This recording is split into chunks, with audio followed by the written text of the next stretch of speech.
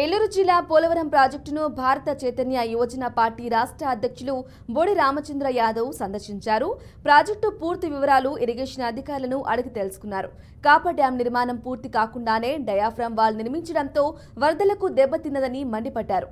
CWC సూచనల మేరకు double diaphragm wall నిర్మించకుండా సింగిల్ డయాఫ్రామ్ వాల్ నిర్మించడంతోనే ఇలా జరిగిందన్నారు.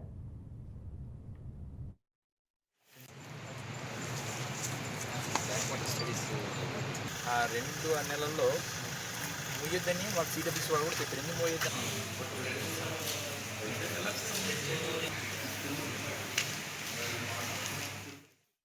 జరిగాయి అనేది ఈరోజు అనేక రకాలుగా ఇంజనీరింగ్ నిపుణులు చేస్తున్న ఆరోపణలు.